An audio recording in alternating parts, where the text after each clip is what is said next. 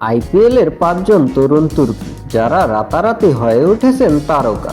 চলুন দেখে নেই এই ৫ জন কে কে। ২০২৪ আইপিএল টুর্নামেন্ট শুরুর আগে কেবলমাত্র তারকা ক্রিকেটারদের নিয়ে আলোচনা করা হচ্ছিল।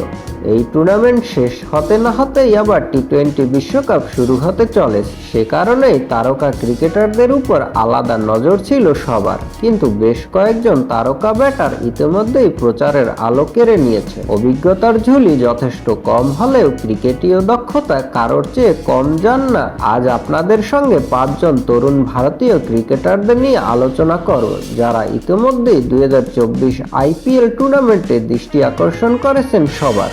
১. মহিপাল লুমরোর। বিগত কয়েক বছর ধরেই মহিপাল লুমরোর আইপিএল ক্রিকেট খেলছেন, কিন্তু এই বছর তিনি কার্যত বিস্ফোরক ব্যাটিং করছেন। ৮ বলে ১৭ রান করে রয়্যাল চ্যালেঞ্জার্স বেঙ্গালুরুর একমাত্র জয়ে তিনি গুরুত্বপূর্ণ ভূমিকা গ্রহণ করেছিলেন।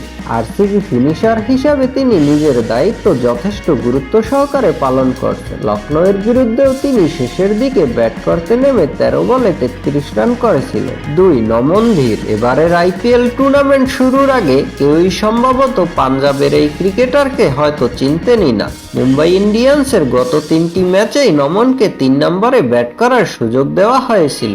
রাজস্থানের বিরুদ্ধে তিনি ব্যাট হাতে সফল হতে না পারলেও বাকি দুটো ম্যাচে তিনি রানের ফোয়ারা ছুটিয়েছেন।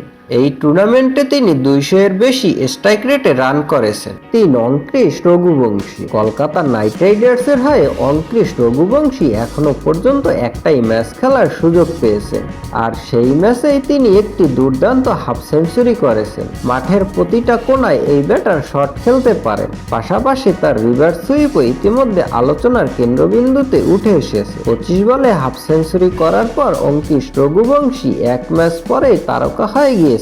৪. হর্ষিত রানা। কলকাতার নাইট রাইডার্স তাদের প্রথম ম্যাচে সানরাইজার্স হায়দ্রাবাদকে এই হর্ষিত রানার জন্যই হারাতে পেরেছিল। শেষ ৫ বলে তিনি ৭ রান ডিফেন্ড করেছিলেন। আরসিবির বিরুদ্ধে ম্যাচেও তিনি ফাফ ডু প্লেসি এবং অনুজ রাওয়াতের উইকেট শিকার করেন। তার নিখুঁত স্লোয়ার ডেলিভারি বিপক্ষের ব্যাটারদের জন্য যথেষ্ট চাপ ফেলেছিল। ৫. মায়াঙ্ক যাদব।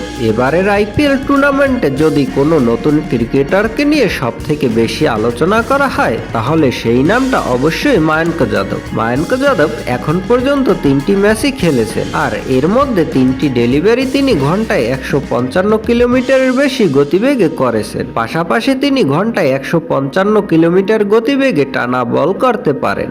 অনেকেই মনে করছেন ভারতীয় ক্রিকেট দলে তাকে সুযোগ দেওয়া হোক।